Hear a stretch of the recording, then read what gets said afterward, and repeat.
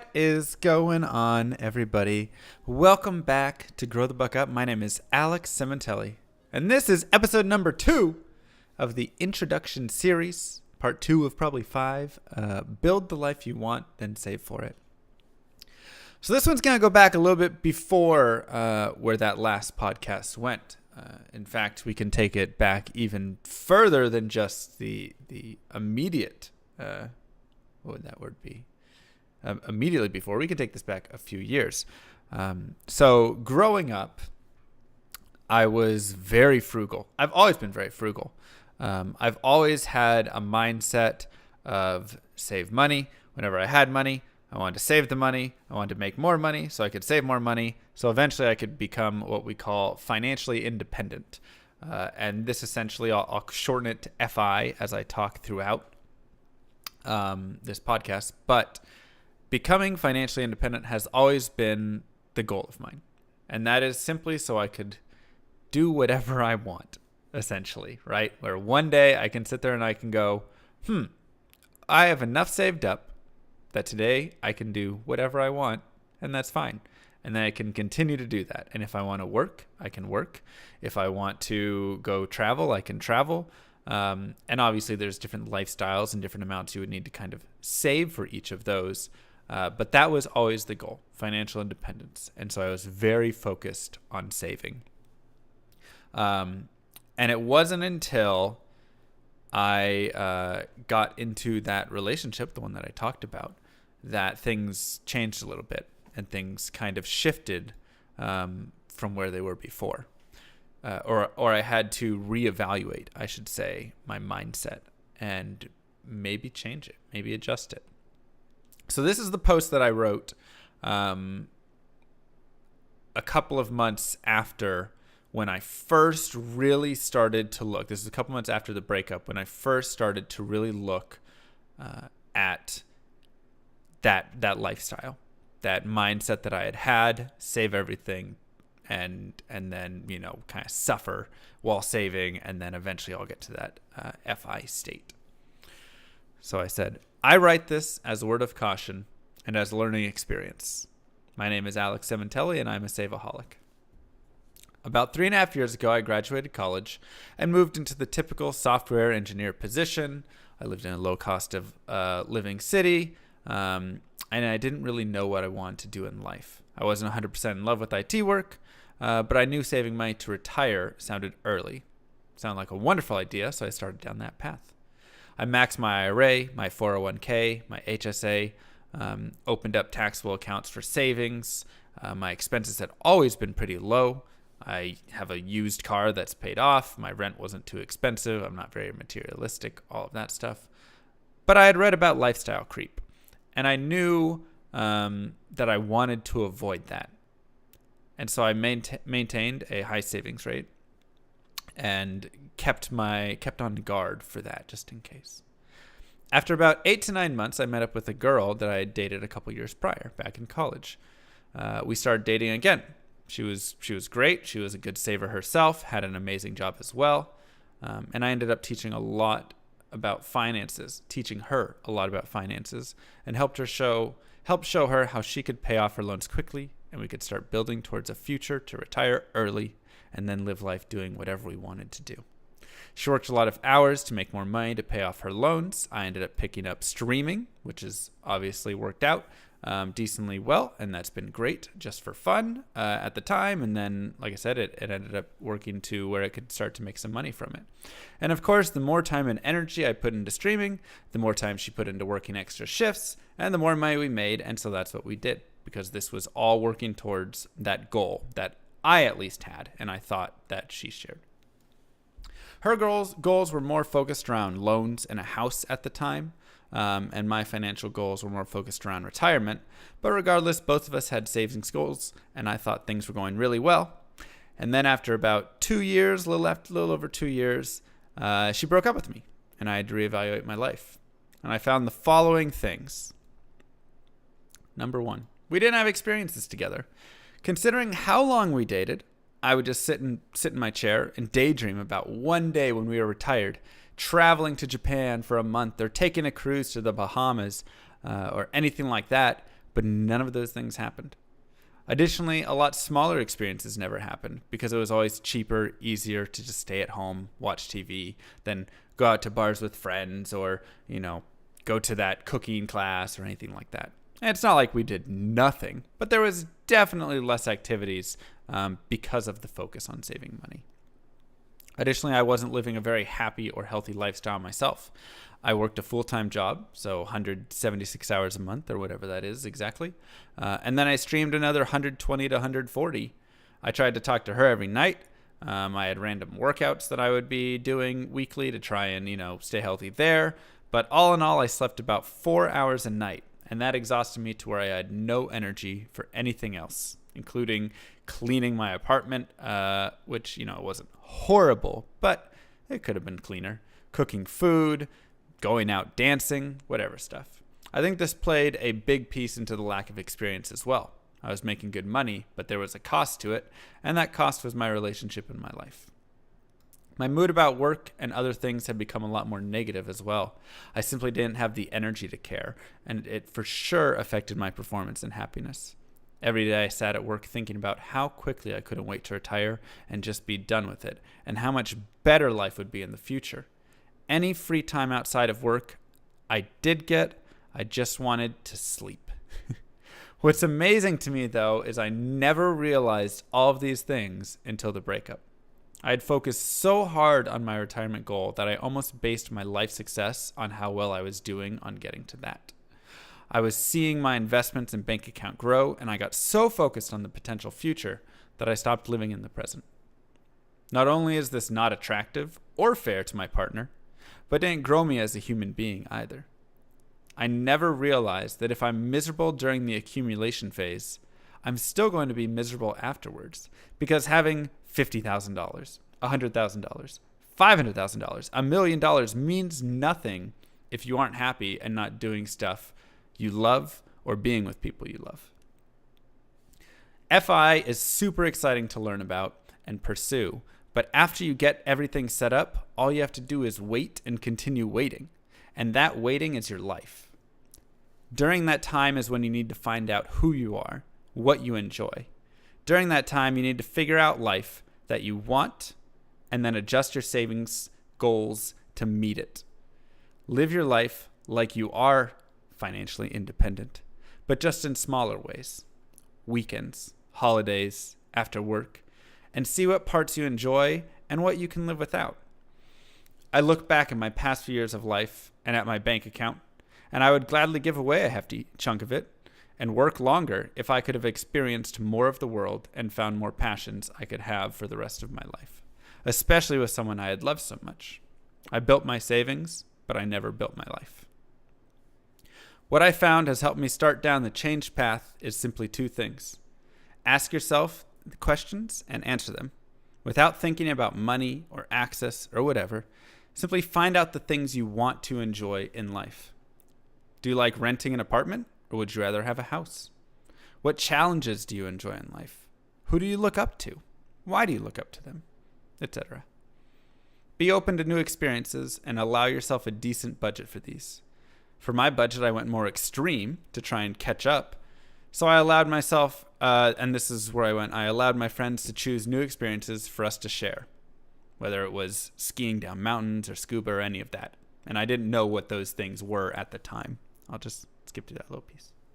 By doing this, I'm not only improving my life and happiness now, but I'm shaping a life for my future and actually starting to see goals beyond save X dollars, retire in year Y. Financial independence is amazing, and we are so fortunate to have the chance to attain it.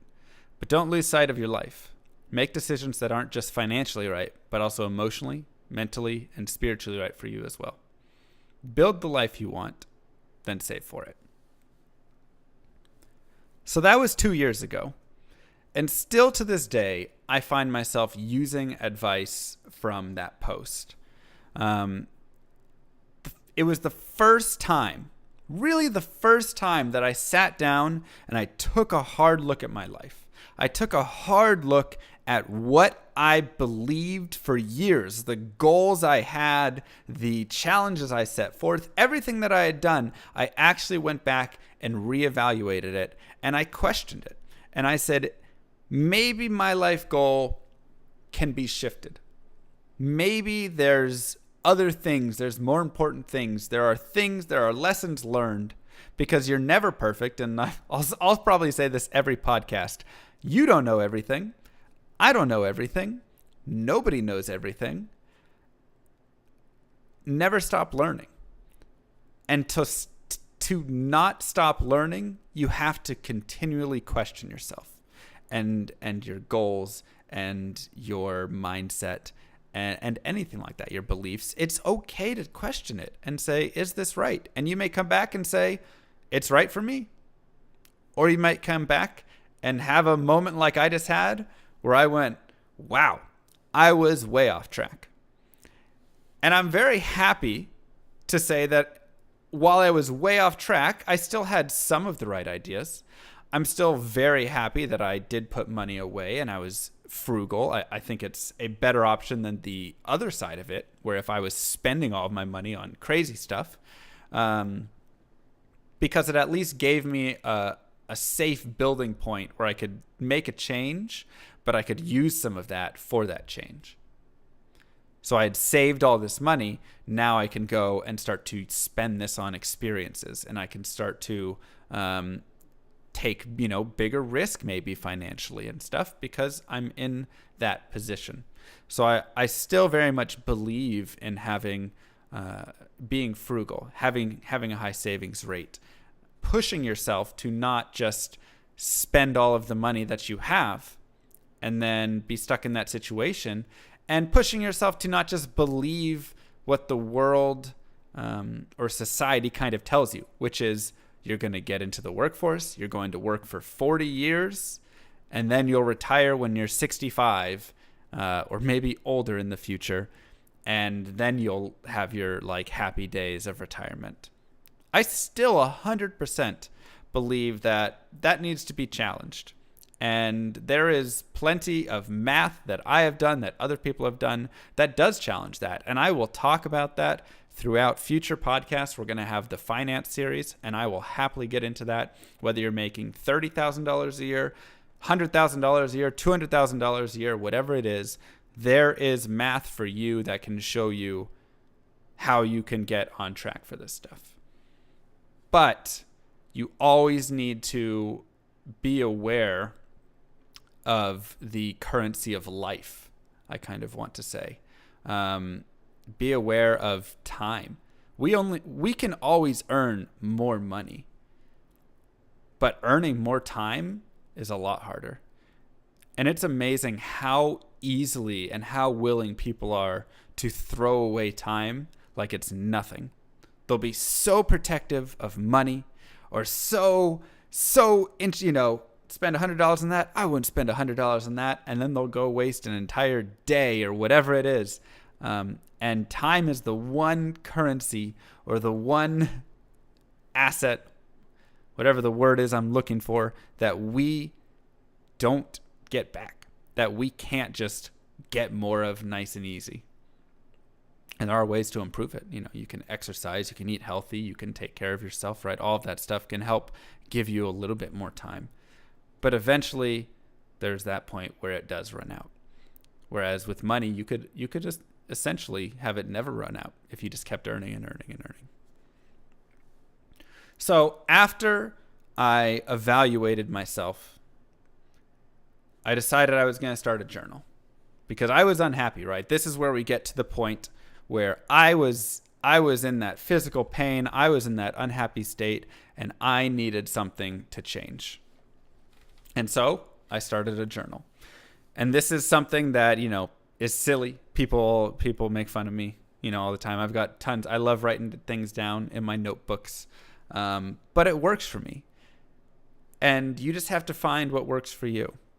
And so I wrote down questions I had, challenges, experiences, any thoughts that I thought related to me trying to pursue happiness and me trying to pursue a different life.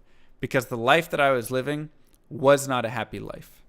And even if I retired, like I said in that post, even if I retired, the next day, I would have sat around and probably been miserable because I would go, I don't know what I even like. I don't even know what I want to do. Do I just sit here and eat beans and do nothing? Like, that was an interesting choice for food, but, broccoli and rice and chicken and just sit there and do nothing, right? Cool. I can waste away on my couch and not spend any money. Do I enjoy skiing? I don't know. Do I want to save money to go skiing? I don't know. Will I enjoy scuba diving? Maybe. Would I like skydiving? Would I like, there's so many things that I just simply had no answers to because that was something I never built. I focused so much on the finances that I didn't build my life. And that got me to that point of just, I couldn't design a future for myself even because I just had no clue. So I started this journal, like I said, and I wrote down on the front page of the journal, I said, by the end of this journal, I will know who I am, what I want in life, and how to be happy. And I started off like that. That is the front page. And every time that I open this journal up, that is what I see. And it's a little motivator for me to go, this is the goal. Every time I'm writing something down, I want to figure out a tiny bit more about who I am and what I want and how I'm going to be happy. So there's two quotes that I put in here, and I'm going to read them both. The first quote, I'm not sure where I got it from. I don't know if I wrote it. I don't know if I got it from a site. I don't know if somebody said it. I can't find it anywhere, but here we go. Death is inevitable. You might as well at least try and achieve every goal you have while you're alive. I think I often, I found a lot of beauty in time and death a little bit as a wonderful motivator. And I think this goes back to that time is the most valuable thing that we have, thought that I just talked about before. It's one of those things that a lot of times I think we avoid. It's not a fun thought to think about, oh, one day that's going to be that. That's not a fun thought. But if you look at it in a beautiful way and you look at it, rather than you look at the end, you look at what you have right now. You can say, wow, right now I have opportunity. Eventually I won't have opportunity anymore. But right now I have it. And while I have this opportunity, I might as well try and achieve every single thing that I want to achieve. Every single thing. Why not? Because in the end, I don't want to say, does it even matter? But I want to say, in the end, eventually that opportunity runs out. You don't get a second chance to come back and try it again. Maybe you believe that. I personally don't believe that. So you have this one life. Why not try and live the happiest life that you can live? The second quote, and I think this goes a little bit on that same theme, is we have two lives, and the second begins when we realize we only have one. And that was from Confucius. And I think this quote took me a second to get. I'll admit it. The first time I read it, I was like, what does he mean by two lives? And I've read different interpretations of it. But my interpretation is this. You have the life you live up until the point, the life you live where you always push things to the future. Oh, I'll do that later. I'll do that, I don't have to be happy right now. I don't have to, that's just, I'll do it kind of in another life or whatever. And then you have the life where you suddenly realize, and this was my realization point when I wrote that note, that you only get one life. And now you're starting this new life with a whole new mindset. And the mindset isn't, oh, I'll do that in another life, or I'll do that later, or I don't have to do that. What I have's okay, and that's fine. And, this is just being human. You just got to suffer along, and things just kind of suck, right? You suddenly realize, oh, crap, this is my one life. This is the one life that I have. I need to make the most of it. So that's what I get from that quote. It's the sudden change of accepting the life you have versus recognizing you have this one life and you better make it essentially what you want to make it. Because once again, why not? Why would you not live that life? And that's my question to you. Why are you not living the life that you want to live? And I want you to seriously write it down. Write down a few notes. Write down a few questions. Write down a few things. Whatever it is that you want in your life. And think about, why aren't you doing those? Why don't you have those? Why are you sitting there and accepting the life that you have and going, well, this is just what I have? And I think it's very easy to do that because it's hard work to get to that next step. It's hard work sometimes to build that life that you want. And it's very easy to excuse it. It's very easy to push it down the line or say maybe later or anything like that. But if you're not happy, what does it matter? Right? You are responsible for your own life. I'm responsible for my life and my happiness. You are responsible for your life and your happiness. And if you're unhappy, that's on you. Go change it. Quit sitting around and just accepting it and go change it. And once again, just like we talked about last time, it doesn't just happen immediately, right? It's like working out. You're not just going to go run one day and suddenly go, oh my God, I can suddenly breathe so much better. And I have all of this energy and life is great. And look, I lost 30 pounds. It doesn't work like that. You have to take the steps, though, to start building it, to start changing it. It's one step at a time. And so really look at those things. And I think it's also easy to, a great idea, or something that I've used multiple times in my life, is look at other people that you emulate, that you look up to. Go to them. Number one, you can ask them for advice. A lot of times they're very willing to give it. I'll give two examples there. Or I'll give one example there and one example for the next one. I have a friend who is the best dressed, happiest guy that I probably know. And I went to him, and he was someone who I never really talked to. But I went to him and I sat down and I talked with him. And I simply said, hey, I was wondering if you could help dress me. And it was a weird question, right? Like, could you go help me learn how to dress better?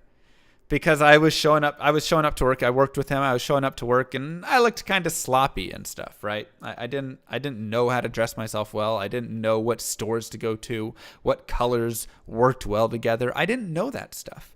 And so I went to him and I said, hey, will you help me?